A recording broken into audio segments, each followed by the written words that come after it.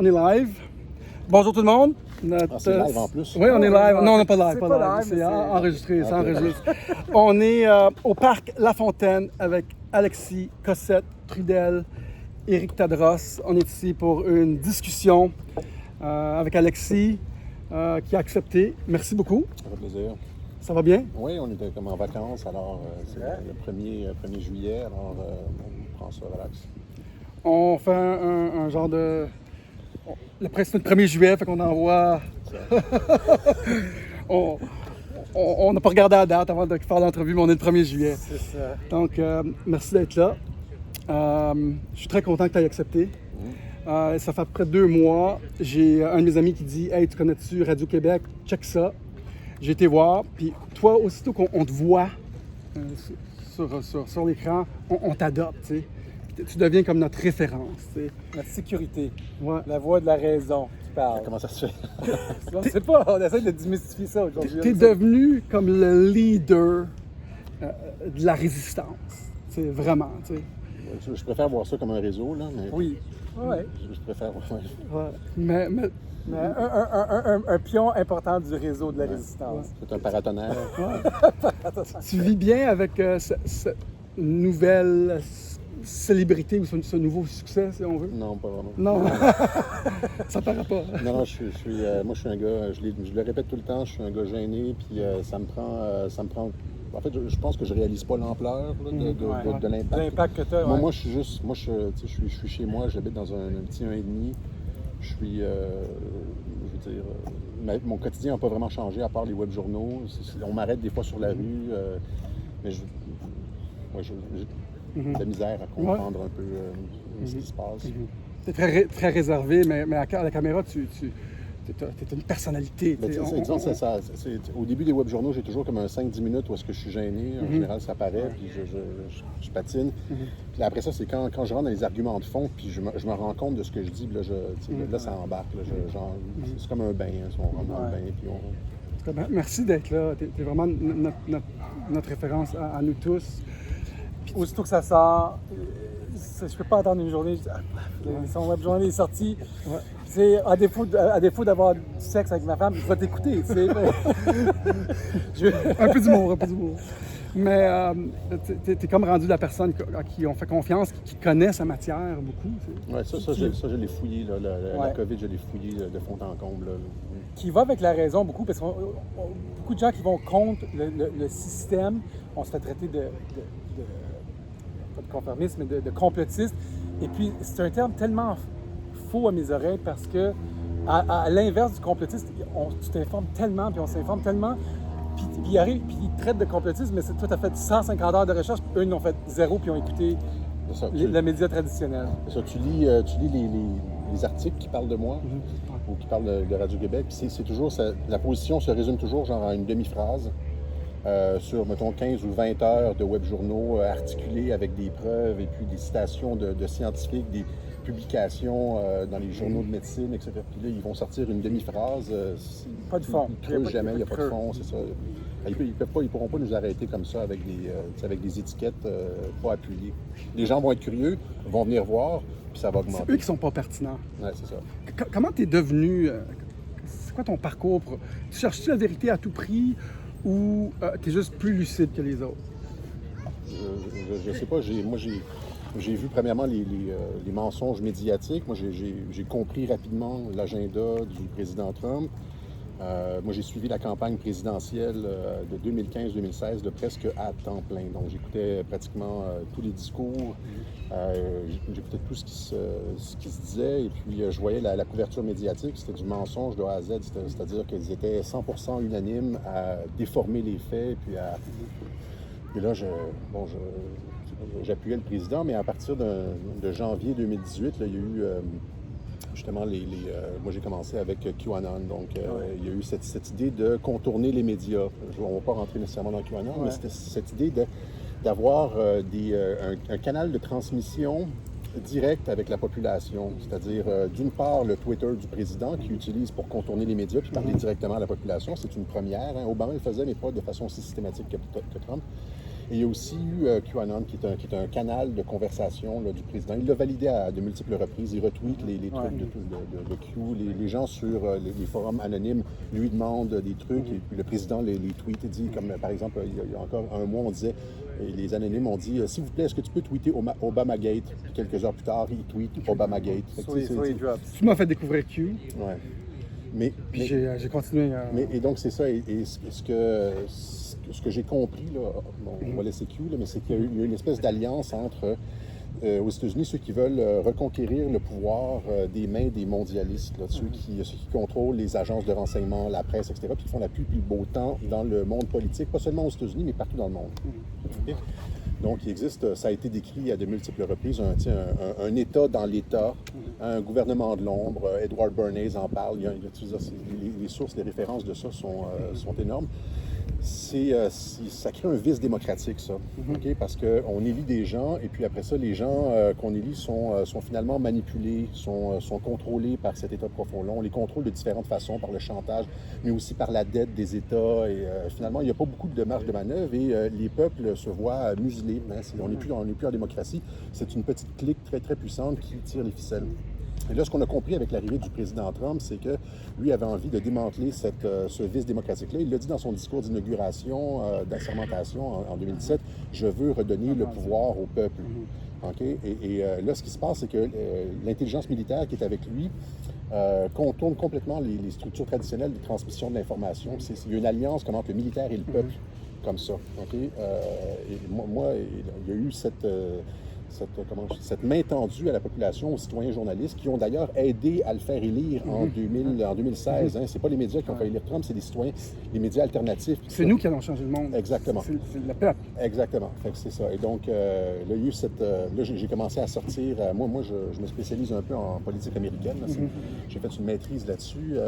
En sciences politiques. J'ai été stagiaire à la chaire en d'endurance. C'est pertinent ce que tu as appris ou tu l'as appris après? Non, sinon, c'est tout pipé, là. En 2000 et en 2001, quand j'étais à la chaire en d'endurance, je finissais mon bac, je commençais ma maîtrise en sciences politiques, j'étudiais justement la guerre de l'information. Donc, tout ce qu'on voit ici, les concepts qui sont utilisés par Q, par l'intelligence militaire américaine, le général Flynn notamment, Mike Flynn, ce sont des principes de guerre de l'information, hein, de guerre stratégique informationnelle. J'ai tout étudié ça, et donc quand j'ai vu ces trucs-là commencer à sortir, donc une guerre de l'information pour contourner le blocus médiatique et faire sortir la vérité à la population, donner le plan de match du président à la population pour qu'ils comprennent ce qui se passe par-delà les médias. J'ai tout de suite embarqué, puis j'ai commencé étant donné que c'était mon domaine de spécialité, à faire des petites capsules pour expliquer qu'est-ce qui se passait. Alors, c'est comme ça que ça a commencé. On va reviser pour la personne moyenne qui se log aujourd'hui, qui commence à écouter, qui n'a peut-être pas de lien avec d'autres choses. Tu le répètes souvent dans tes web journals.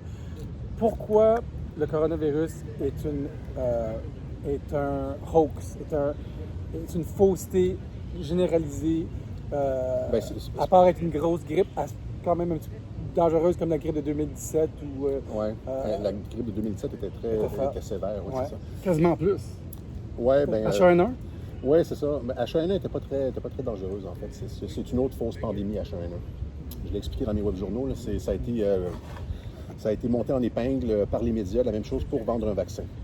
Alors, le coronavirus, le nouveau coronavirus, a un taux de mortalité qui est similaire ou peut-être un petit peu plus que la grippe. Alors ça vient d'à peu près une trentaine d'études qui ont été publiées partout dans le monde, au Japon, en Iran, au Danemark, plusieurs études aux États-Unis, des études, notamment des études sérologiques, c'est-à-dire que ce sont des universités ou des hôpitaux qui regardent des échantillons de sang. Puis là, ils se rendent compte que dans la population générale, les échantillons de sang à l'hôpital, il y a par exemple 10, 15 ou 30 du sang qui ont des anticorps contre le coronavirus. Donc, ça veut dire que 10-15 de la population a contracté le virus. Et donc, si 15 par exemple, de la population a contracté le virus, mettons 10 pour faire un chiffron, si 10 de la population du Québec a contracté le virus, ça veut dire que le virus, il y a eu 800 000 personnes qui ont contracté le virus, et donc le taux de mortalité diminue. T'sais, on a seulement, mettons comme 700-800 ou 1000 personnes qui sont mortes sur 800 000. Donc, ça fait plus il y a de personnes qui ont attrapé le virus, par rapport au nombre de morts, moins le virus est dangereux. Alors pourquoi on en est là? Là, on a comme mis, c'était le prémisse. Pourquoi Ça a été démontré partout. C'est des études. Là. C'est même pas, je veux dire, n'importe qui, Arruda, là, ne parle jamais du taux de mortalité parce qu'il sait qu'il va mentir s'il en parle parce que le taux de mortalité n'est pas plus gros que la grippe. Puis les gens qui sont morts dans les CHSLD sont morts de négligence. Parce que les gens vont dire, là, mais il y en a 5000 qui sont morts, c'est de la négligence. Ils ont rentré des cancers là-dedans, ils ont rentré des suicides, ils ont rentré... il le dit, Arruda, hein? Il dit, quand tu meurs avec le coronavirus, c'est considéré que tu meurs du coronavirus. C'est-à-dire que si on appliquait la même stratégie avec la grippe, on aurait exactement le même nombre de morts. Cancer, phase terminale, on fait un test 2 semaines avant que tu décèdes, hop, tu as la grippe, tu n'es pas mort du cancer. Ils vont mettre grippe sur... Et donc, vous voyez que c'est une arnaque complète. Il l'a admis, j'ai montré les clips. À cause de quoi? C'est à cause de l'OMS, qu'on suit les ordres de l'OMS, qu'on a su que Trump a défendé l'OMS, mais on sait que l'OMS maintenant est un organisme trop politisé, criminel même. Moi, je dirais qu'on va le savoir dans 3 ans qu'ils sont des criminels, mais on va avoir pensé, tout le monde est comme le sida, j'avais peur, moi, du sida quand j'étais jeune, mais après le fait, là, après qu'on nous a fait peur, puis les médias ont tous mis les chiffres, tout ça, on l'a accepté comme la réalité. Il est trop tard. Comme là, tout le monde porte des masques. C'est trop tard. Ouais. On a tout avalé, cette pilule-là. Oui, mais c'est parce qu'à l'époque du sida, il n'y avait pas Internet. Oui, je comprends. Là, il y a Internet et la vérité se répand comme une tache d'huile. Le premier système décentralisé que l'humanité adopte nous amène à cet éveil-là. Ouais. D'ailleurs, c'est pour ça que moi, je recommande beaucoup le deuxième système décentralisé que nous allons tous adopter, qui va être l'échange de notre argent, qui va être Bitcoin, qui va amener l'humanité, peut-être transitoire, mais au prochain niveau de potentiel pour l'humanité. Parce que quand on se fie juste à une source d'information, comme on faisait pour les derniers 5 ans, 1000 ans là, pour l'humanité, ça fait juste 30 ans qu'on a l'Internet. Ouais. Là, on comprend des choses. On comprend un petit peu plus vite que la société. C'est un petit peu comme ça parce qu'on ne voit pas dans l'image. Je t'ai coupé.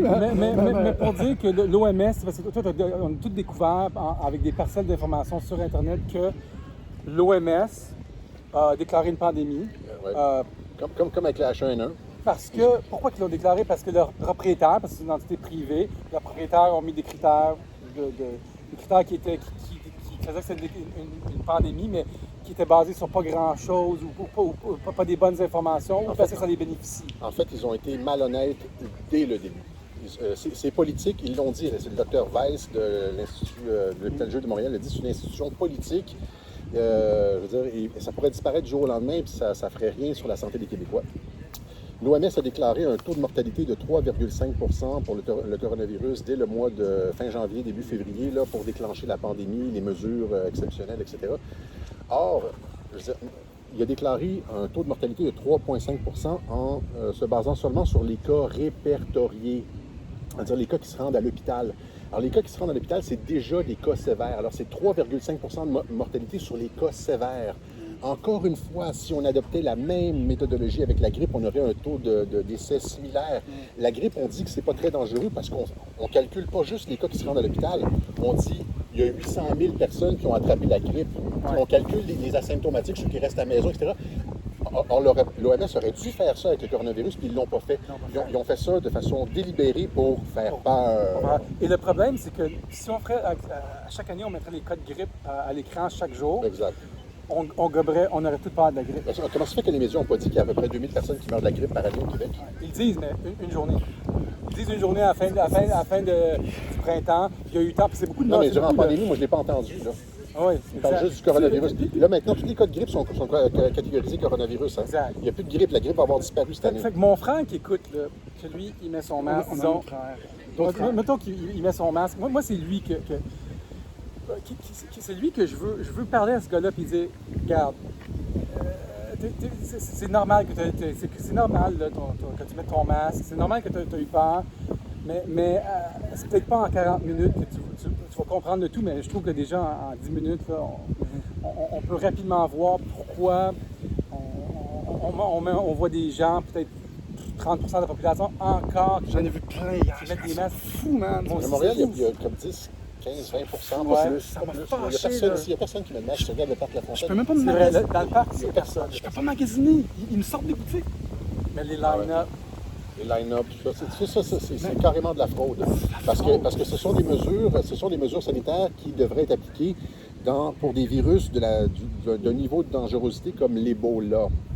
Okay? Et là, ils nous confinent, ils nous font peur, ils nous font garder la distanciation sociale, comme si c'était un virus qui avait quelque chose comme 20% de taux de mortalité. Or, il y a comme 0,1% de mortalité.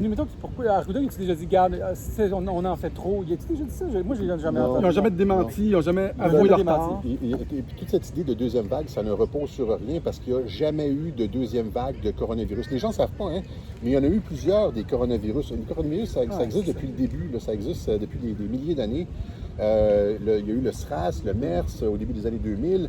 Il n'y a aucun cas répertorié de deuxième vague de coronavirus. Ça n'existe pas une deuxième vague de coronavirus. Comme la plupart des virus, ça arrive, ça s'enfloche là, à la fin de l'hiver, puis après ça, au printemps, ça disparaît. Puis durant l'été, là, on se le passe. Le virus est bénin, il n'est pas très fort. On se serre les mains, on joue dans la piscine, etc. On l'attrape un peu. La plupart des gens ne sentent rien. Puis il ne revient pas à l'automne parce qu'on s'est immunisé entre nous l'été. Hein. C'est comme un vaccin. On appelle ça l'immunité collective. Herd immunity. Alors, on se le passe pendant qu'il est faible. Comme un vaccin. Hein, je t'injecte une petite dose de la maladie, puis là, tes anticorps sont capables de le combattre. Mais là avec les mesures de distanciation sociale, puis tout ça, le masque, il nous empêche de développer une immunité collective. Il nous empêche de développer une immunité collective et ça pourrait avoir comme effet d'augmenter les cas à l'automne. C'est pas juste moi qui le dis, il faut voir que il y a des dizaines de médecins qui prennent la parole et qui dénoncent ces mesures-là, qui disent que c'est frauduleux, c'est politique, ça n'a rien à voir avec la science, ça n'a rien à voir avec la médecine, c'est de la politique à 100%. Nous, on est outrés. Moi, je suis outré. Je regarde ça, je regarde ce que les médias font, je suis outré. Puis, à un moment donné, je me dis, qu'est-ce qu'il faut que je dise aux gens pour qu'ils comprennent? Puis, mais on réalise comment nos médias traditionnels sont encore très puissants. Ouais. Mais il y a comme un balancier qui est en train de changer à cause... les jeunes écoutent plus... Kill your TV. Couper le câble. Mais c'est ça, c'est que cette crise-là aura eu comme effet bénéfique de réveiller des milliers de personnes qui dormaient auparavant. Il y a eu un réveil maintenant avec le coronavirus, comme il n'y en a jamais eu. Hein? Et plus ils gardent le confinement longtemps, plus les gens se posent des questions, plus ils se disent ça n'a pas d'allure, on n'est pas malade, il n'y a pas de virus, il n'y a plus de cas. Ils nous demandent de porter le masque alors que l'épidémie est terminée, puis il n'y a plus de morts dans les hôpitaux sont vides. Pourquoi on porte le masque? Au début de la pandémie, ils nous demandaient de ne pas porter de masque, on dirait, c'est comme pour que ça rentre, là, pour comme laisser le virus se propager. Puis alors que là, c'est complètement terminé, ils nous demandent de porter un masque. Alors, les gens se réveillent. Puis plus ils vont étirer ça, ils veulent étirer ça jusqu'à, selon moi, là, c'est jusqu'à l'élection, c'est jusqu'à l'élection américaine. Ça, c'est mon interprétation, mais les gens vont, je veux dire, ça va leur coûter cher parce que les gens ne feront plus jamais confiance aux médias après ça. Avoir vu comment les médias se sont comportés, comment ils ont menti, comment ils ont caché la vérité, comment ils se sont fait, non pas les chiens de garde de la population, mais les chiens de garde du pouvoir contre le peuple, hein, en vendant des amendes, en disant vous allez avoir du sang sur les mains si vous sortez chez vous. Martineau, il y a Mario Dumont qui disait on va envoyer les conspirationnistes ou les gens qui ne pensent pas comme le gouvernement à Gagnon dans un camp de concentration. Il y a des choses énormes qui ont été dites. Les gens se sont réveillés. Ça n'a pas d'allure là, pour une grippe. Pour une grippe. Ils le savent tous que c'est une grippe. Amir Kadir qui vient de proposer le masque là, récemment. Il y a les mêmes données que moi, là. Il y a les mêmes données que tout le monde, il y a les mêmes données que toutes les universités, c'est une grippe. Il le sait, il sait que c'est une grippe, puis il impose quand même le masque. Moi, je le dis, là, vous allez m'arrêter avec des menottes. Non, moi, je porterai jamais. Vous allez m'arrêter, vous allez me traîner, vous allez me battre avant que je mette un crise de masque. Je vous le dis, là. Même chose. Je n'en mettrai pas de masque. Exactement. Point. Puis le vaccin non plus. Pas de vaccin vous allez non me traîner, plus, Asti m'a créé une révolution, je vous le dis. On va t'appuyer. Hey, j'ai une bonne question pour toi. Puis bravo d'ailleurs. J'ai une question qui me brûle les lèvres. Là. Puis c'est par rapport à Trump. Puis, là, tu sais que l'OMS, ça, c'est toute une histoire. Mais moi, Trump, je sais que la politique américaine, c'est fort. Est-ce que Trump, c'est le Jésus moderne qui va être crucifié publiquement? Donc, on va parler pour les siècles et les siècles à suivre de son histoire. Oui, il ne sera pas crucifié publiquement comme Jésus-Christ. J'ai déjà expliqué dans mes web journaux de quelle façon il se sacrifie. C'est-à-dire, il fait exprès, parce que Trump, c'est pas juste un amateur de livres de stratégie militaire comme Sun Tzu, l'art de la guerre, où est-ce qu'on, il faut toujours avoir l'air faible quand on est fort, puis tromper l'adversaire, jouer de l'illusion. Fait qu'il joue au clown souvent, alors qu'il est en train de tout ramasser en coulisses. Alors, lui, je l'ai expliqué comme je t'ai dit dans mes web journaux, là, il s'est mis de l'avant, il a pris toutes les flèches, il a joué au con, puis alors que, comme on le disait au début, là, l'intelligence militaire et le département de la justice faisaient le travail en coulisses. Et donc, il ne sera pas à la fin, il ne sera pas crucifié, il va être réélu, il va devenir, oui, le plus grand président américain de l'histoire de l'humanité. Sûr qu'il va être réélu, selon toi? C'est certain qu'il va être réélu. C'est certain. J'ai mis ma chaîne en jeu là-dessus. Ouais. C'est une chaîne... j'avais juste 10 000 abonnés quand j'ai dit ça. Ouais. Ah ouais, OK. Là, maintenant, la valeur a augmenté. C'était ce que j'ai dit. Moi, je le crois. Non, c'est une chaîne en or. Sa chaîne. Je pensais qu'il y avait une chance dans l'or. Parce qu'Éric, depuis un bout de temps, il sait que ça va mal aller, puis il y a un reset qui s'en vient. Il ajoute de l'or. Il pense à une chaîne. Je pense à sa chaîne. On parle de la chaîne YouTube. Ouais. Merci, Daniel. J'ai mis ma crédibilité en jeu, disons. J'ai mis ma crédibilité en jeu là-dessus. S'il n'est pas réélu, je ferme boutique. S'il n'y a pas d'arrestation massive aussi de cet état profond, parce que ce que Trump a dit quand il est arrivé, il a dit « je vais vider le marais, Hillary va être en prison, etc. », c'est parce qu'ils ont commis des crimes graves de haute trahison. Tout le monde le sait aux États-Unis, ça ne se rend jamais jusqu'ici, l'information, les journalistes n'en parlent pas, mais ils ont vendu des secrets d'État. Hillary Clinton avait un serveur privé dans sa maison où les secrets... 33 000 emails, des documents top secrets étaient envoyés à l'Arabie Saoudite, à la Russie, à la Chine. Ils ont vendu les secrets d'État des États-Unis et vont se retrouver en prison. Trump l'a promis. Et ces arrestations sont sur le bord de... Il y a eu toute la tentative de le destituer avec cette histoire de collision avec la Russie. Il n'y a rien qui a marché. Il n'y a rien qui marche. Il n'y en a pas de coup. Est-ce que Michelle Obama va être candidate à la présidentielle? Oui, ça c'est mon analyse, Michelle Obama. Black Lives Matter, c'est la préparation avant cette annonce-là? Candidature. Elle est supposée... Oui, bien c'est ça. La politique des démocrates, c'est... les manifestations, là, les émeutes, disons, c'est le plan C. Il y a eu la tentative de le destituer avec cette histoire de collision avec la Russie, Mueller, l'enquête Mueller. Bon, après ça, il y a eu l'impeachment, ça c'était l'automne dernier, là, pour ce téléphone avec le président ukrainien. Il y a eu une procédure de destitution.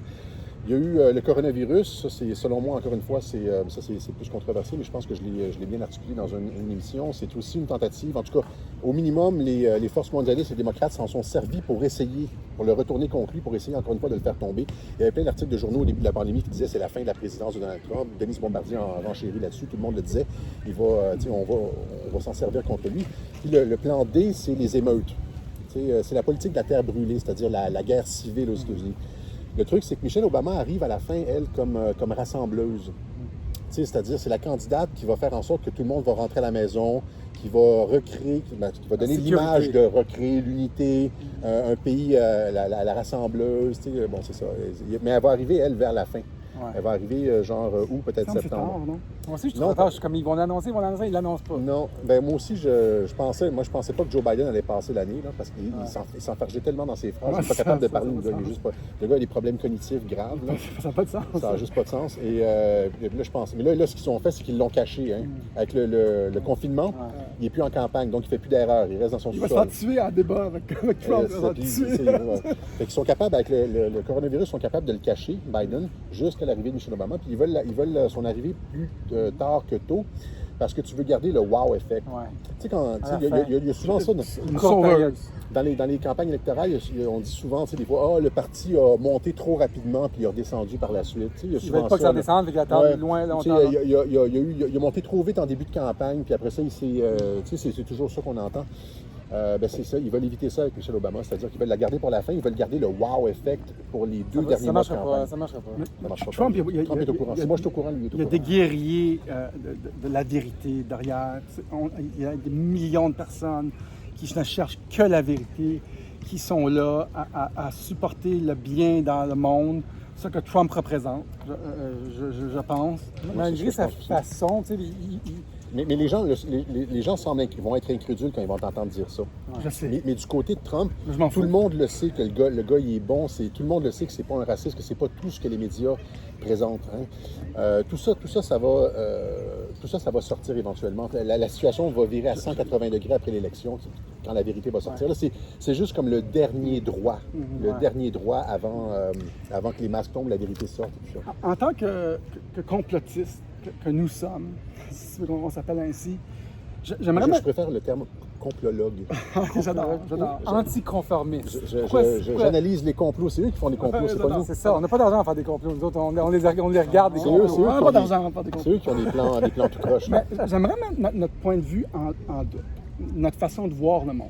Parce que nous, on est des gens positifs, on regarde les belles choses dans la vie. Moi, je suis positif pour tout. J'ai jamais un point de vue négatif sur rien. Par contre, quand on devient complologue, tout est négatif.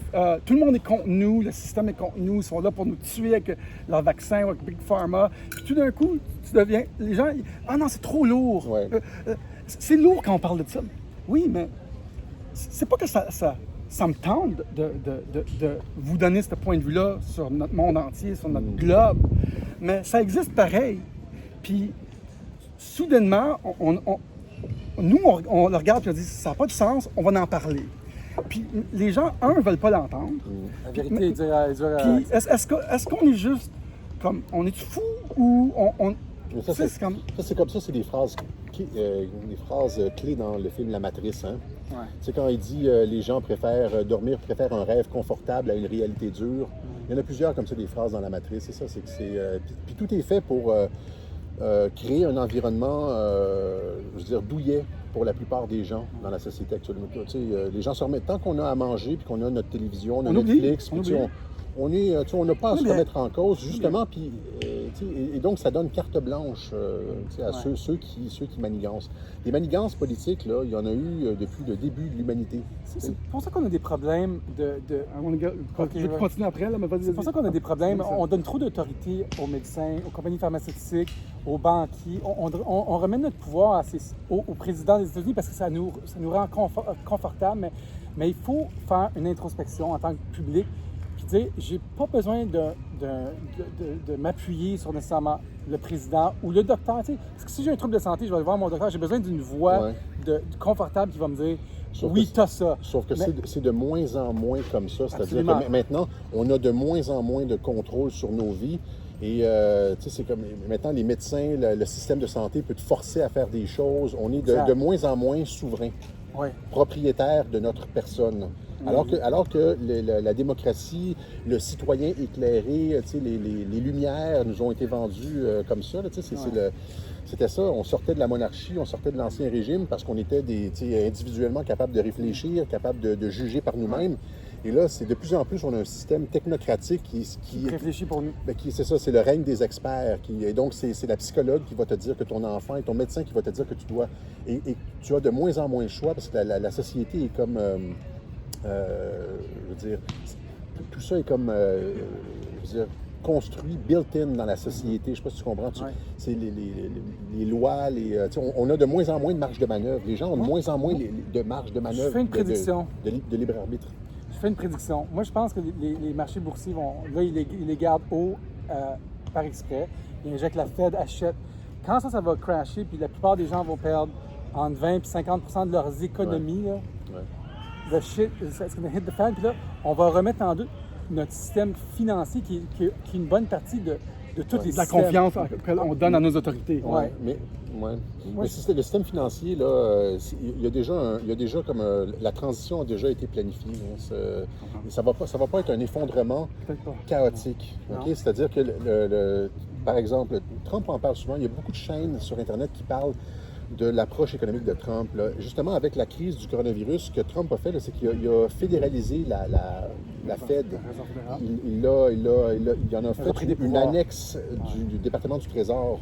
Et donc, elle ne peut plus faire ce qu'elle veut, la Fed. Là. Puis, Trump a aussi nommé, parce qu'il est complètement indépendant. Avant, c'était la Fed faisait la pluie et le beau temps aux États-Unis. C'est eux qui contrôlaient l'argent. Tous les outils. C'est eux qui imposaient les nominations sur l'exécutif, les ministres, etc. Trump est arrivé, lui, il a dit, vous faites rien, j'ai fait ma campagne, j'ai gagné contre vous autres.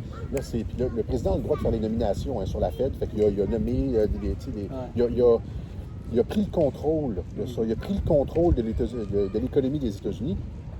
Et menace le pouvoir des banquiers centraux partout dans le monde, ceux qui contrôlent les gouvernements avec la dette notamment, qui font chanter le gouvernement en disant si tu prends pas tant nombre de migrants ou si tu passes pas telle mesure économique dans ton pays, on va te décoter. Les agences de crédit là, vont te décoter, puis tu tout d'un coup, au lieu de payer 6 milliards en dette, tu vas payer 14 milliards. Ils ont fait le coup avec la Grèce. On n'a pas eu, on n'a pas eu décoté, nous autres.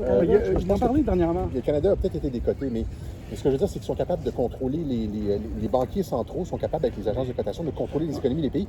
Trump se bat contre ces gens-là. Les gens doivent comprendre, les banques privées centrales prêtent à nos pays. Point. Ils contrôlent nos pays. Ils contrôlent nos pays. C'est pas des banques publiques qui appartiennent au pays. C'est des banques privées de gens richissimes qui prêtent à nos pays. Aux pays globalisés. Il reste juste quelques pays qui n'ont pas de banque centrale. Quelques-uns. Sous Obama, sont rentrés dans 7 pays pour piller les ressources puis rentrer des banques centrales. Si ça, c'est pas un fait assez important pour sonner une cloche... C'est ça. Je donne l'exemple. Souvent, les gens pensent qu'on est encore en démocratie.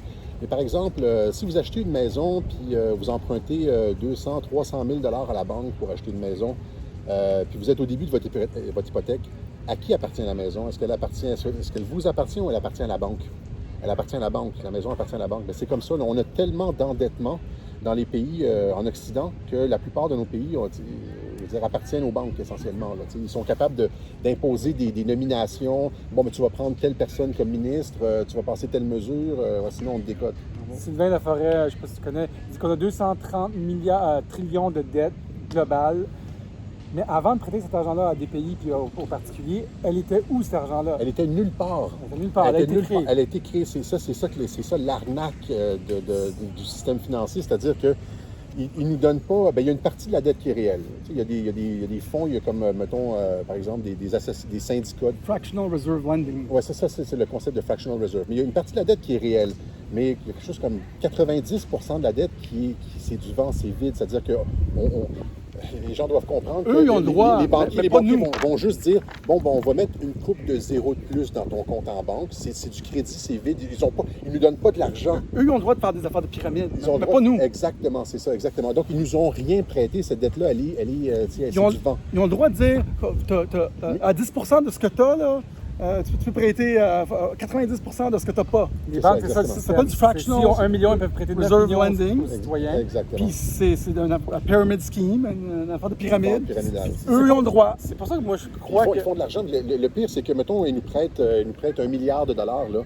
Ils nous prêtent juste, effectivement, 100 millions. Mais ça va être une dette de 1 milliard. Puis après ça, on paye des intérêts sur le 1 milliard alors qu'ils n'ont rien donné. On va travailler pour vrai. On va perdre nos... Ils vont nous forcer à vendre des trucs. Si on n'est pas capable de payer, ils vont dire tu vas vendre telle affaire. En Grèce, ils ont fait vendre des îles, ils ont fait vendre des systèmes d'aqueduc.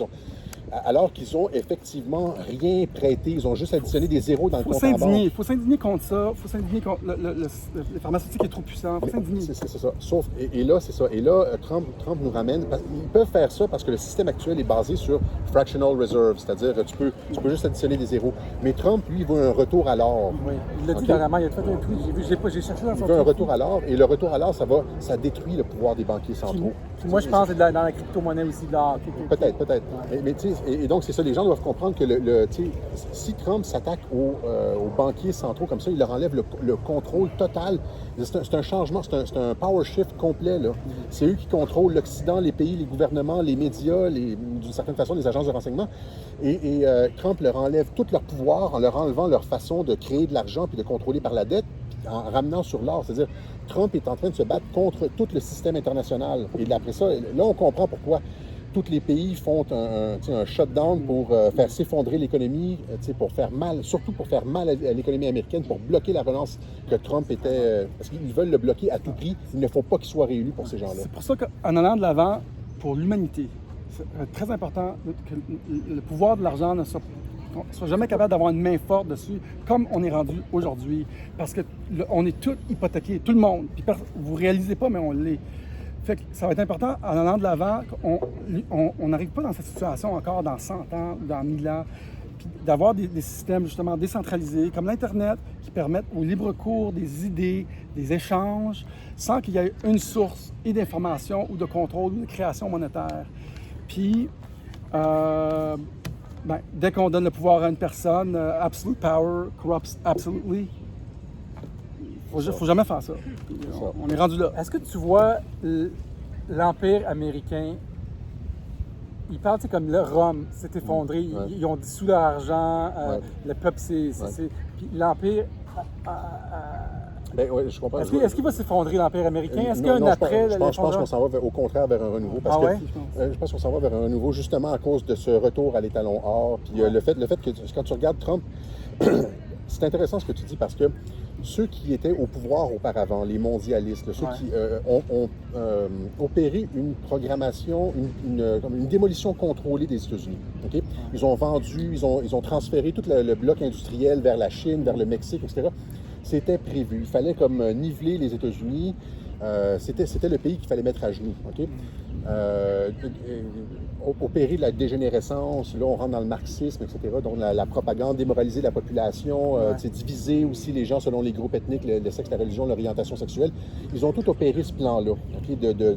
D'implosion contrôlée des États-Unis. Et là, on s'en allait vers une chute comme à la Rome. Tu sais. Mais c'est les mondialistes qui ont opéré cette démolition contrôlée. Et là, on regardait qu'est-ce qui a créé la cause de Rome et on essayé de reproduire les résultats aux États-Unis pour faire s'effondrer le pays. Okay? Là, Trump, lui, arrive et renverse tout ça. Et c'est pour ça que je dis qu'il y a comme un rebond.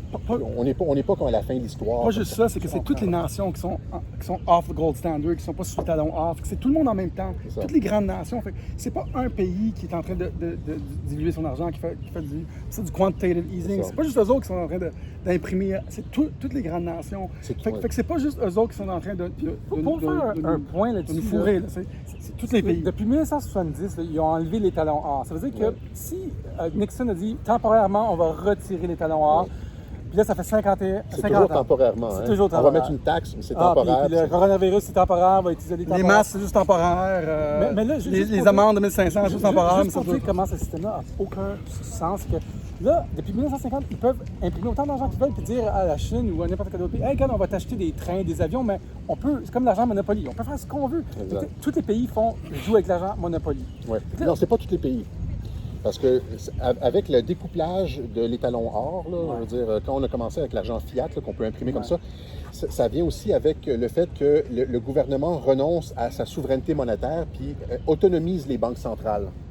Okay. Toutes les banques centrales sont devenues indépendantes, sont comme semi-privatisées où le gouvernement... En tout cas, il y a plusieurs pays où c'est fait comme ça, en France, en Angleterre. Au Canada, elle est encore, je pense que c'est entre les deux. C'est moitié-moitié, c'est ça. Mais il y a eu comme cette espèce de fait que les gouvernements ne décidaient plus, n'avaient plus de contrôle sur leur politique monétaire. C'est venu avec l'indépendance des banques centrales, l'indépendance politique des banques centrales. Et là, c'est-à-dire que le gouvernement ne contrôlait plus son économie. Ils ont comme donné la souveraineté économique aux banques centrales. Puis là, c'est qui les banques centrales? Même si c'est semi-privé ou plus privé, là, ben c'est les petits amis.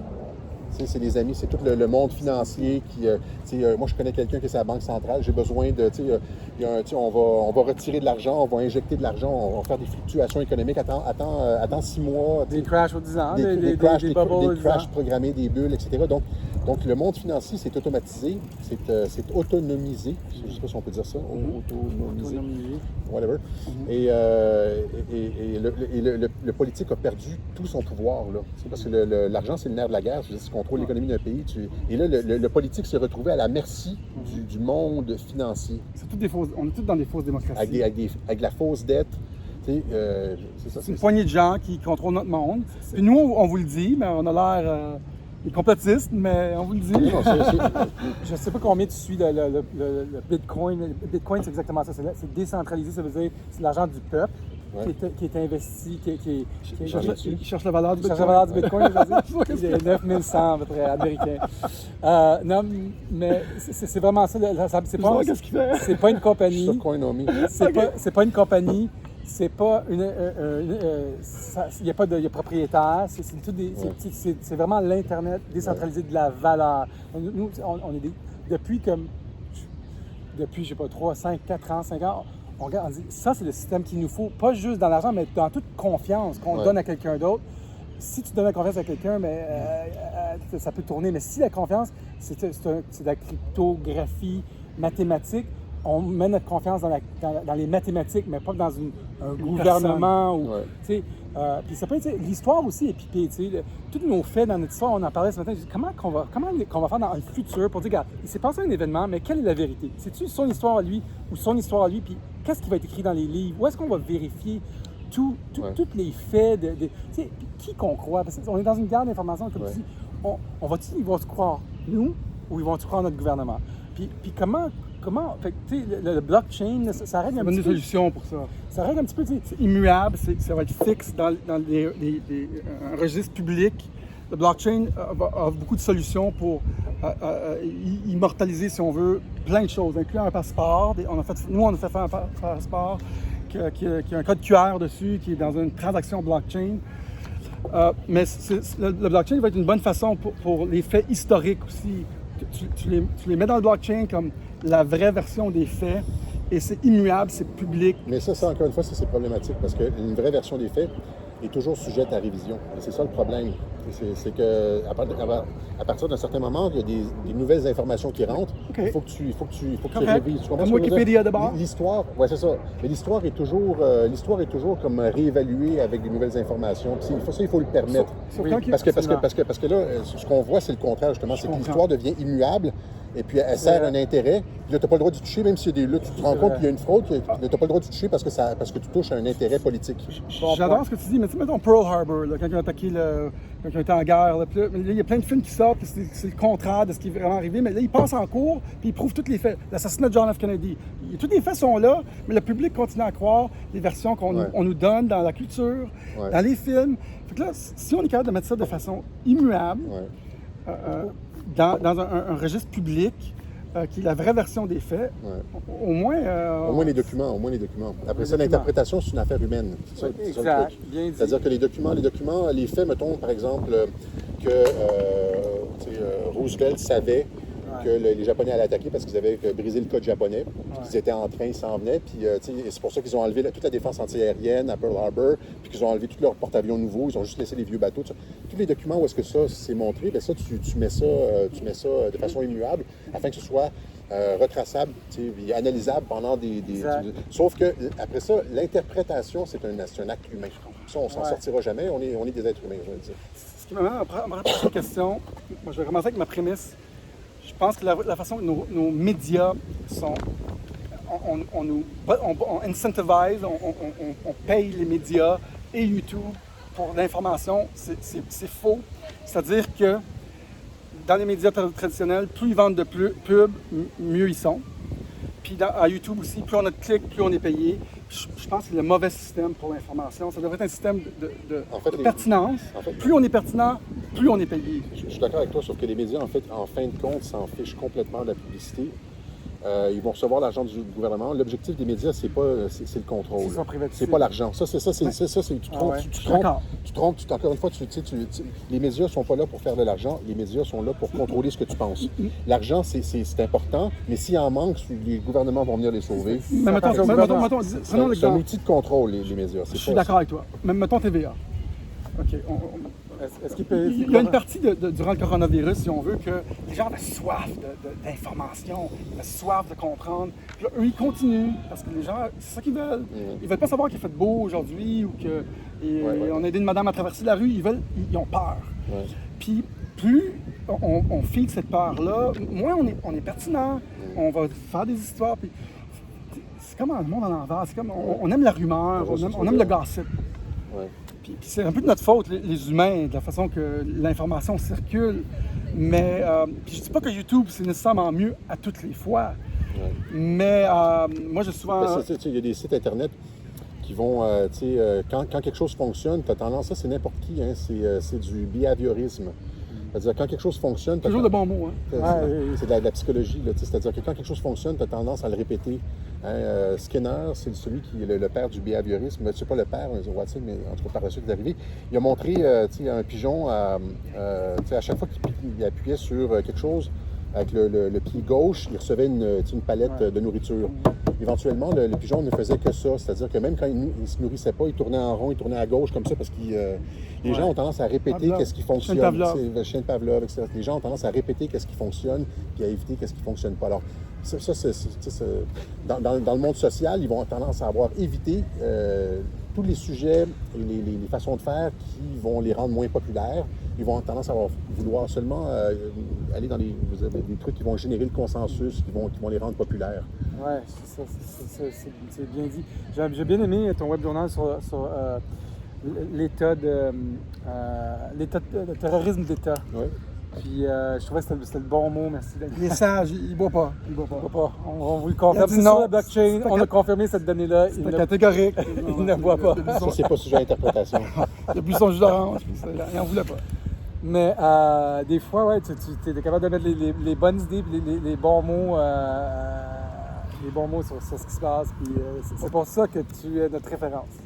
Moi, quand je t'écoute, puis je regarde comme ce que nous on fait, on essaie par tous les moyens d'informer les gens. Pourquoi nos journalistes Tardent. pourquoi ils font pas notre même... Exactement pour la raison que je viens d'expliquer, c'est-à-dire qu'ils savent que s'ils vont...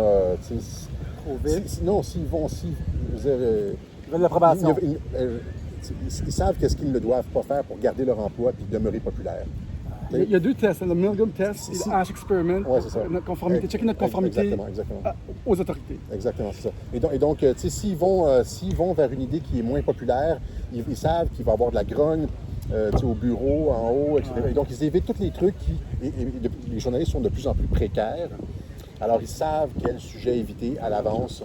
Hein, et puis, Comme Denis Lévesque. C'est comme incroyable. Nous, on s'en fout. Fait que c'est les gens qui sont insouciants. Moi, je suis comme un blaireau. Mais Ton courage, c'est incroyable. Où Ouais. tu trouves ton courage? Ton père, parle-nous de ton père. Puis, t'es né à Cuba, en passant. Ouais. Famille politique. Ouais. né à Cuba. Dans ça, Fait que c'est Où juste- tu trouves ton courage? Ton père était Je courageux. suis juste. Je suis indigné. J'arrive pas à. Moi, j'ai pas ce. Je l'ai déjà dit, là, j'ai pas ce genre de cognition sociale-là. C'est-à-dire que mon barème de la vérité, c'est pas que beaucoup de personnes le pensent. Tu sais, par exemple, je prends mon père, je veux pas lui manquer de respect, là, mais lui, si je suis le seul à dire quelque chose, il va avoir tendance à rejeter mes arguments parce que je suis le seul à le penser. Ok. Si beaucoup de personnes pensent quelque chose, ça doit être vrai. Moi, j'opère pas du Comme tout. les masques. Vu que J'opère- tout le monde, c'est le behaviorism, comme tu dis. Je dis, pourquoi ils mettent des masques? Le monde ne se pose même pas la question, c'est parce que tout le monde porte des Exact. masques. Mais nous, on a tendance à se ridiculiser dans le sens que, tu C'est sais, le conformisme. dans le sens que moi, je m'en fous, j'ai pas peur du ridicule. Point. C'est la source première Le jugement. pour ma créativité. Parce que je m'en fous de faire quelque chose qui n'est pas bien accepté, parce que pour moi, c'est le processus de créer quelque chose. Mais le monde, Moi, c'est la vérité. Ah. C'est la vérité. C'est-à-dire que si je sais pertinemment, après avoir fouillé, que le taux de mortalité du virus, c'est 0,1 %, je peux pas après ça Pas faire des- semblant, puis je peux pas jouer le jeu. Je peux plus jouer le jeu. À partir du moment où je touche le roc Ouais. de la vérité, là, après ça, je peux plus Tu peux plus fermer les yeux. je peux pas être un acteur. Je peux pas Ouais, je comprends. modifier mon comportement pour faire plaisir aux gens. Ou, Ça faire paraît semblant parce que de- tu es très, très documenté, très précis. Fait que, tu sais, tu bases dessus. C'est ta base de tes web journaux, c'est la base de tout ce que tu fais. Puis on a besoin de ce genre de choses-là. On a besoin de ça dans ces temps-ci.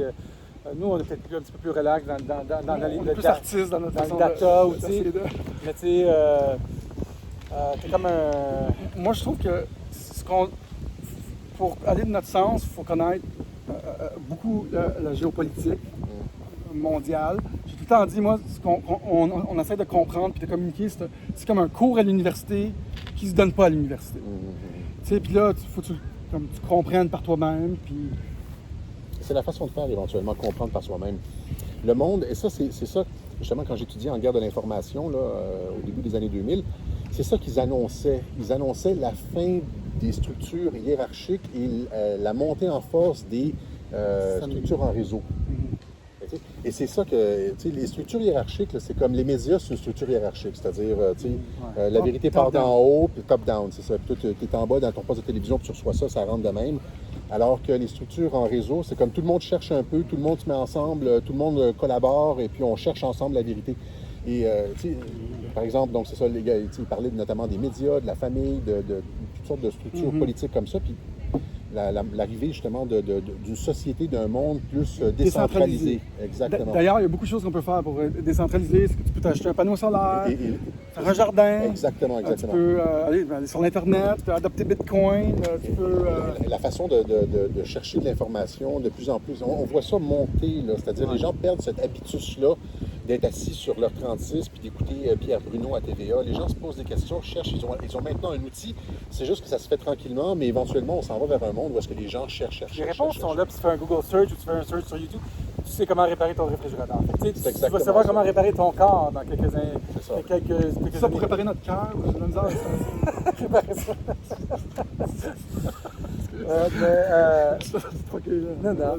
Non, mais c'est absolument vrai. Mais tu sais, il y a des systèmes dans le système, des systèmes décentralisés bons pour la population. Tu sais, comme, mettons tu veux louer un appartement. C'est pas obligé d'être un propriétaire, une compagnie comme Airbnb qui fait ça, mais ça peut être un système bien pour le bien de tout ce qui appartient à personne. Ouais. Tu sais, tu parles de des DAO. Comment ça s'appelle, des DAO? Digital Autonomous Organization. Distributed. Autonomous Organization. C'est-à-dire, mettons un système pour la location de logement. Tu cherches un logement, le système se paye par lui-même, mais tous les gens mettent leur data dedans. Puis là, il n'y a personne qui en bénéficie, mais c'est la communauté qui en bénéficie. Okay. Fait que ça, ces systèmes-là, ça peut être... C'est juste que ça prend quelqu'un pour les faire. Ensuite, il fonctionne tout seul. Comme Bitcoin, il fonctionne tout seul. Il n'y a pas quelqu'un qui doit pas... Ça se prend des frais tout seul, ça se paye tout seul. Ça prend du monde qui nettoie, peut-être, qui font des tâches. Les gens intelligents commencent de plus en plus à travailler de cette façon-là. Il y a plein de logiciels maintenant qui sont faits... qui sont en open source, qui sont gratuits, puis c'est juste des gens qui travaillent ensemble, puis qui mettent leurs idées. Il y a beaucoup d'open source. Beaucoup d'open source. La médecine, ça va là. Tu as un problème, à place de se fier à la confiance en un médecin qui va peut-être te dire un mauvais diagnostic, qui va te rempirer ta situation. Moi, si je tombe malade là, dans 20 ans, je n'irai pas voir un médecin. Tu vas faire un Google search, là, un scan avec mon cellulaire. Moi, je fais ça déjà.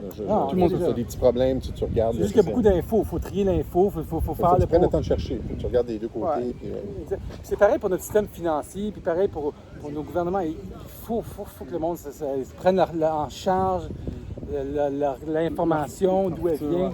Nous, on a fait une application qui s'appelle Area Parking, qui est l'équivalent de Uber, mais pour le parking. Puis un moment, on s'est mis à penser à, on peut-tu le rendre comme un Digital Autonomous Organization, comme Airbnb pourrait faire. Mais là, eux sont centralisés dans une corporation à Silicon Valley, mais ils pourraient le décentraliser puis faire comme, OK, on va le rendre autonome, qui appartient à tous. Comme Google, à un moment donné. il en tire du profit. Là, il en tire du profit. Mais, comme toutes les autres, d'ailleurs. Dans la révolution qui s'en vient, tu sais, Trump ou un autre président pourrait dire... C'est la révolution blockchain. Regarde, Google, on l'achète, puis il n'y a personne qui fait un profit. Ça paye ses frais. Ouais. Puis, mais ça appartient pas au gouvernement, ça appartient au peuple. C'est possible que ça finisse comme ça. Hein. Mais I don't think that's going to happen. Non, tu penses pas? Je pense que c'est la nouvelle révolution qui va surpasser la dernière. Ouais. Puis, parce qu'il a parlé à plusieurs reprises d'en faire des utilités publiques. Oui. Ils sont déjà utilisés, mais je veux dire, plus que ça. Voici ce qui va se passer. Ils se prétendent des utilités publiques, mais ils ne sont pas parce qu'ils censurent. Ils sont des éditeurs. C'est politique au bout. Voici ce qui va se passer. Il y a quelqu'un qui a bénéficié. Mais quand tu privatises une business, là, tu privatises l'airline parce qu'ils ont donné des milliards, c'est pas le public qui le contrôle, c'est des représentants du public. C'est tout ça, il faut avoir moins... Ils ont fait avec les banques en 2008. En 2000, ils ont payé les banques, ça ne donnait pas un bien public. Après ça, les gens ils l'ont pas donné au public, mais c'est à nous autres, c'est nous qui l'avons payé. Mais ce qui va sûrement arriver, je ne suis pas un prophète, là. Alors, de Raël, avec mes cheveux, ne mettrez pas des masques, je vous le dis! On est rendu un petit peu fou. Nous, on est des entertainers à la base. On est fou. C'est normal, c'est normal. Tout ça est normal. Tout est normal. La prochaine révolution, qui est la révolution du blockchain, va contrôler notre argent. La première révolution va contrôler notre data, nos vidéos, nos hôtels, nos taxis. Mais la prochaine révolution, c'est des industries 10 fois plus grosses qu'on va disrupter. Et ces industries-là vont créer sûrement 5, 6 grosses entreprises qui contrôlent notre argent cette fois-ci, qui contrôlent tous les échanges de valeurs, assurance, immobilier. Est-ce que tu dirais qu'ils contrôlent ou bien qu'ils gèrent? Ça va démocratiser toute cette industrie-là. Et donc, c'est facile de voir qu'on va avoir des Facebook x10. Ouais. Facile de voir ça. C'est juste à être un petit peu imaginatif. Puis... Plus gros que nos gouvernements, sûrement. Ils vont devenir des simili-gouvernements. Si Facebook sortait une crypto-monnaie, il en parlait il y a 2 ans, ça serait la plus grosse banque au monde. Avec leurs 2 milliards de membres, Fait que ça, c'est. Puis Trump a rencontré Zuckerberg avant son hearing, là, en passant. Mais ça, là, c'est comme. Moi, je pense que ça s'en vient. Ça va devenir des simili-gouvernements. Comme Facebook pourrait l'être aujourd'hui, une nation.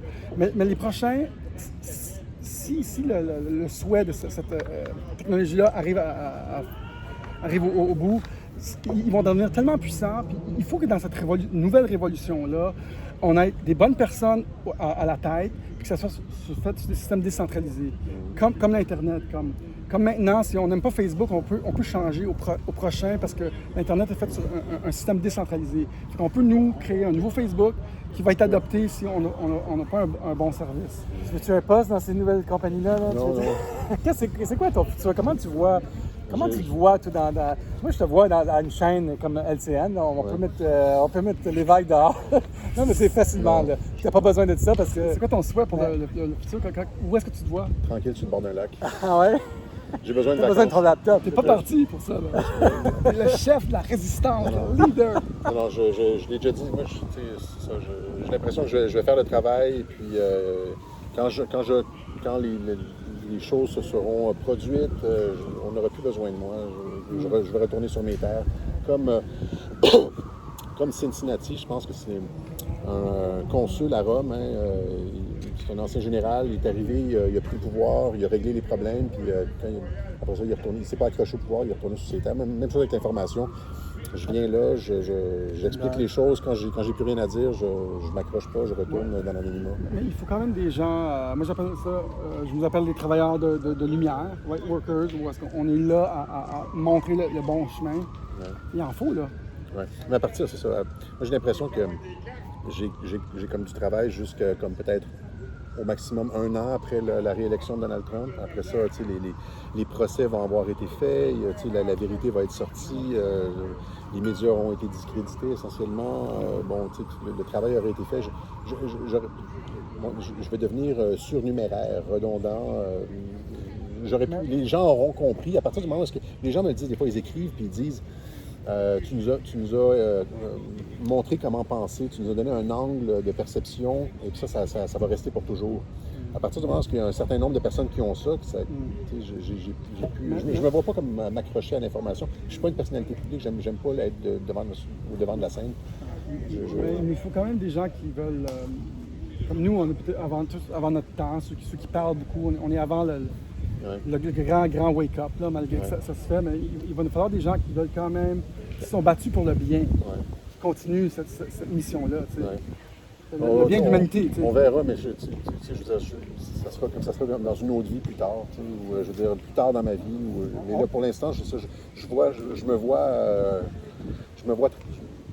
vois nécessaire jusqu'en 2021, puis après ça devient comme plus clair du tout. Oui, je comprends.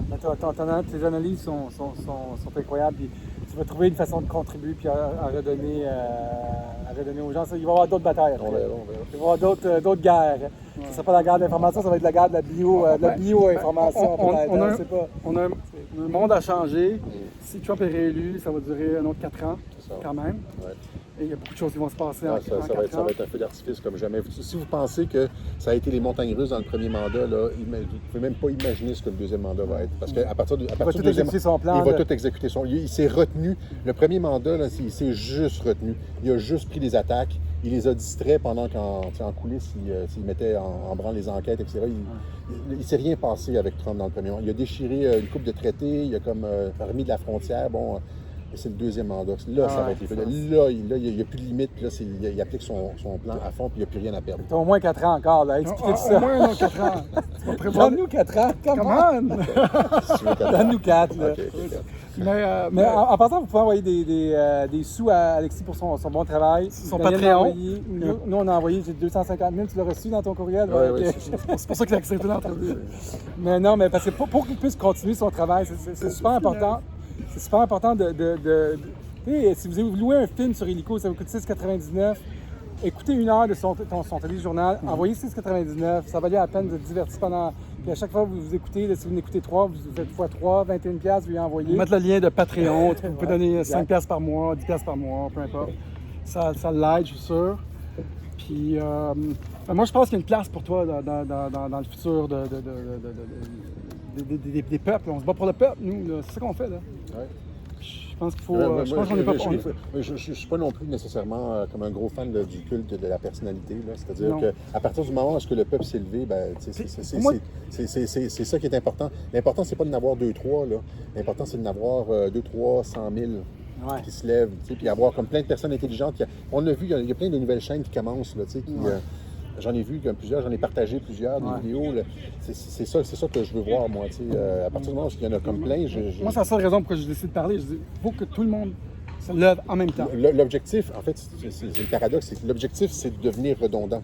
C'est-à-dire que tout le monde s'est levé, puis tout le monde parle, puis là, tu disparais dans la foule parce que tout le monde s'est réveillé. Quand il n'y a personne de réveillé, tu es tout seul. Là, si tout le monde est réveillé, tu es comme juste un dans 100 000 dans la foule. C'est un peu ça l'objectif. Effectivement. Puis comme Éric Lapointe, de l'information pour moi. Il est un petit peu gêné, Éric Lapointe. C'est vrai. Il veut pas ça, mais il c'est- est victime de son succès. C'est ça. On va faire la comparaison. Hein? Bien dit.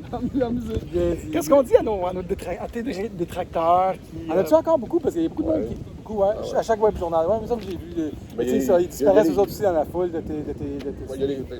Il y a les trolls, mais non, là, c'est mes détracteurs, c'est officiellement Radio-Canada, TVA Nouvelles. les détracteurs. Oh, en oui, pertinence. Je veux dire, c'est le 98.5, Lise Ravary, il y a des chroniques, c'est la presse.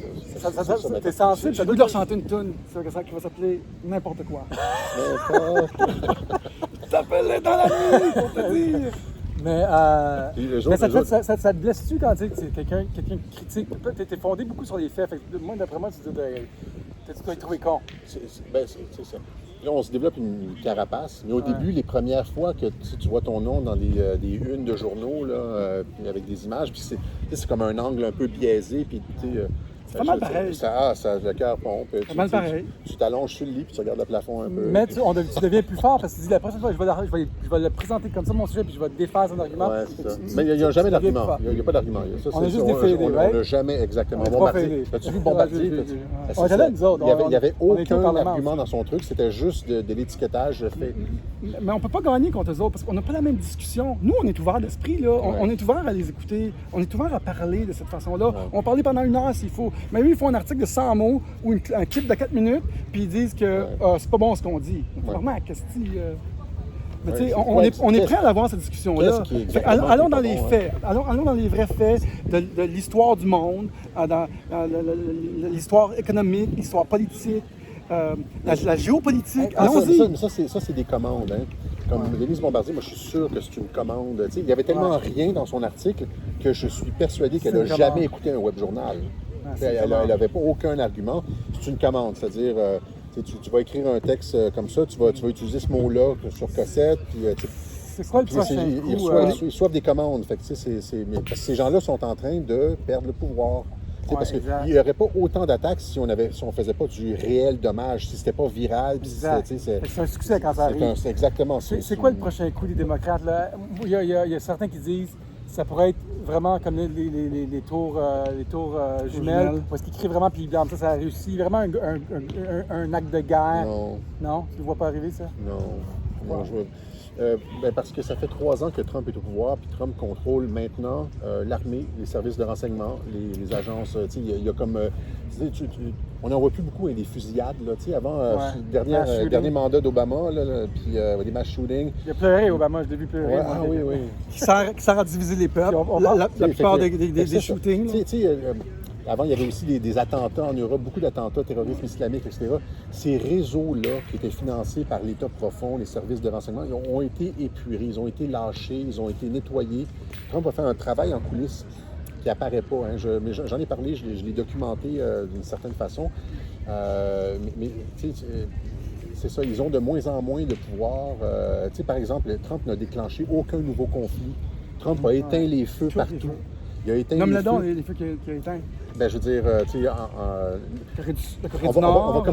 La Corée du Nord et l'Iran, mais les gens le voient. S'ils lisent les journaux, les gens ne comprennent pas comment il y a de connivence avec l'Iran. Tu sais, la frappe sur... Pour comprendre comment il a éteint le feu de l'Iran, il faut que tu ailles un peu... par exemple, l'attaque sur Soleimani, là, c'était convenu avec l'Iran. il y a eu des discussions, comme la crise des missiles de Cuba. Il y a eu des discussions en coulisses. Moi, je pense pas que Soleimani est réellement mort. Trump négocie avec l'Iran depuis à peu près un an et demi. Donc, à partir du moment où il a déchiré l'accord avec l'Iran, il y a eu des négociations en coulisses, on le sait, c'est sorti. Et il y a eu plein de tentatives de faire dérailler les discussions avec l'Iran. Il y a eu notamment cette attaque de drones sur la raffinerie, il y a eu l'attaque sur le pétrolier alors que le premier ministre japonais discutait avec Rouhani. Il y a eu plein. Il y a eu ce drone américain qui a été abattu, encore une fois. Et là, Trump, à chaque fois, fait semblant qu'il va attaquer l'Iran. Puis tout de suite, il se retient à la dernière minute. Pourquoi il se retient? Bien, il fait semblant pour... Il fait semblant pour piéger les démocrates et les médias. Hein? On l'a vu Nancy Pelosi danser alors qu'il avait annoncé la frappe aérienne. Et puis là, finalement, il la retire 10 minutes plus tard. Il se moque un peu de ses ennemis. Mais il évite de frapper parce que son objectif, c'est pas la guerre, c'est la négociation avec l'Iran. Et même chose avec la Corée. Il disait qu'elle allait attaquer, il faisait le fanfaron devant les médias. J'ai la plus grosse bombe nucléaire. Puis qu'est-ce qui se passe? Là, tous les médias disent c'est un fou, c'est un fou. Puis là, la semaine suivante, on le voit serrer la main de Kim Jong-un. Alors, il se moque des médias. Il y a toujours un jeu diplomatique en coulisses. Corée du Nord, Iran, il a fait la même chose avec la Syrie. Hein. Il s'est arrangé avec Poutine et Assad. Il a changé la politique d'Obama. C'était une politique de changement de régime en Syrie. Trump est arrivé. Il a dit nous autres, on met fin à la politique de changement de régime. Assad peut rester. Là, tout de suite après, une semaine après, paf, attaque au gaz. Là, Trump n'est pas embarqué dans ce jeu-là. Il a tiré des missiles Tomahawk dans des hangars vides. Il a annoncé une heure à l'avance. Il a prévenu la Russie. Et donc, incroyable. Et donc, c'est ça. Si tu regardes partout, il fait toujours semblant qu'il va attaquer, mais il ne fait jamais rien. C'est au contraire, il ne fait que de la diplomatie de l'apaisement partout. C'est la même chose avec les fusillades. Donc, à l'international, tu as cette espèce d'apaisement géopolitique. Puis aussi la même chose au niveau des services, des attentats terroristes à l'intérieur des États. Parce qu'il y avait une politique de l'État profond de déstabilisation interne des États en contrôlant le jeu terroriste. Les terroristes sont toujours contrôlés par les services de renseignement. Et là, il y a eu un nettoyage là aussi. Et là, la seule chose qui reste, là, c'est la réélection puis l'enquête Durham qui va mettre en prison ceux qui ont tenté de le destituer, ceux qui sont coupables de haute trahison. Là. Aujourd'hui, Fête du Canada, il faudrait se faire une casquette « Make Canada Great Again, vote for Trump ». Est-ce que... J'ai vraiment une question assez pertinente. Keep it great, vote for Trump. Canada Great. Est-ce que les autres pays sont éveillés? On sait que sûrement qu'il est comme ça avec Xi, puis il est comme ça avec Poutine. Ouais. Mais est-ce que les autres petits pays, là, est-ce qu'ils savent que Trump est là pour le bien de l'humanité? Oui, il y a déjà des alliances. Notamment l'Italie maintenant collabore beaucoup avec Trump, notamment sur les enquêtes. Là, hein, parce que l'Italie, l'Angleterre et la Nouvelle-Zélande ont participé à à la tentative de destitution du président au Watergate 2.0, quand ils ont tenté d'espionner. Ils ont espionné sa campagne présidentielle pour torpiller, pour le bloquer. C'est l'administration Obama. L'administration Obama ne pouvait pas elle-même espionner Donald Trump. Ils se sont servis des services de renseignement italiens, des services de renseignement anglais pour espionner sur des membres de la campagne de Donald Trump. Et là, des pays justement comme l'Angleterre, l'Italie, etc., collaborent avec les enquêtes. C'est pour ça que William Barr, le ministre de la Justice américaine, s'est rendu en Angleterre, au GCHQ, les services de renseignement anglais, puis ils sont allés aussi en Italie rencontrer les services de renseignement italiens pour avoir les preuves, les documents, où John Brennan, le chef de la CIA, demande expressément l'aide de ces pays-là pour espionner illégalement la campagne de Donald Trump. Alors, ils ont déjà toutes ces preuves-là. Tout ça, c'est sorti dans les médias. Bon, encore une fois, je les ai montrés dans mes web-journaux, les clips, où est-ce qu'on discute de tout ça et où est-ce que les coupeurs de journaux. Donc, si les journalistes ne vous parleront jamais de ça, on nous tient complètement dans l'ignorance. On n'entend pas parler d'Obama Gate, on n'entend rien. Ils ont été pris par surprise, je pense, quand Trump a été élu. Ouais. Mais moi, j'écoutais CNN là, qui disait il va gagner le lendemain. Il était comme la couverture de Newsweek, Madame Président, Hillary Clinton, ils avaient déjà imprimé le million de Newsweek. Là. C'était imprimé, ça avait été envoyé dans les kiosques de journaux. C'était Madame Président, Newsweek. Puis là, ils ont dû ramasser tout ça. C'est drôle parce que toutes les grands compagnies web comme Google, Eric Schmidt, les deux gars de Google, puis tout ça, l'autre, Eric Schmidt, c'est le vieux. Ils ont tous été surpris, puis on fait comme, hey, ça n'a pas marché, il était dans le camp de Hillary. Ouais. le camp des démocrates, toutes les grandes compagnies à Silicon Valley, puis ils ont été comme pris de court. Puis là, cette fois-ci, on dirait que ils veulent s'ingérer avec des tactiques technologiques pour brimer la campagne de Trump. Des fois, je me dis, ils sont assez forts pour faire quelque chose. Mais... Trump a la NSA. Trump, je veux dire, Trump a la plus grosse machine de renseignement et d'intelligence artificielle disponible, un décideur politique. Il sait exactement ce qu'ils font et ça fait depuis le début de son mandat qu'il les observe. Tu sais, quand, par exemple, moi, l'année dernière, je tapais des trucs sur Google, je tombais sur des articles de journaux, je mettais ça dans mes web journaux. Et là, après ça, cette année, j'essaie de retrouver les articles. Ils ont complètement disparu. C'est ça, c'est complètement... il faut fait Google les fait disparaître. Les trucs compromettants sont littéralement tassés par... Et Trump est au courant de tout ça. Il les observe depuis 3 ans et il y a des mesures, là... il a fait un executive order, là, des fact-checkers, puis tout ça. C'est sûr parce que c'est le nerf de la guerre pour une campagne électorale. Là, moi, je pense que toutes nos formes d'autorité vont être transformées. Toutes, incluant les banques, les gouvernements et les médias, les institutions auxquelles on donne notre confiance. Ils vont être refaites, surtout par notre manque de confiance qu'on va leur donner. On va arrêter de leur... Il faut les exposer en premier, par exemple. Il faut que les gens le voient. Et donc, des fois, les gens disent, pourquoi Trump n'agit pas? Pourquoi il ne règle pas le problème? Parce qu'il faut les laisser se compromettre. Il faut que les gens voient. Il faut que les gens voient la nécessité d'une prise d'action politique. Tu ne peux pas juste arriver et dire, moi, je sais, on va tasser... Mais souvent, il a fait ça, Trump. La plupart des gens ne comprennent pas ce qu'il fait. Exactement. Parce qu'on n'est pas rendu là. Et je pense qu'il a fait ça dans les premiers 1 ou 2 ans. Puis là, il fait plus la démonstration de ce qui se passe. Même, c'est ça, exactement. Même chose avec les antifas, tout ça. Il les laisse agir beaucoup,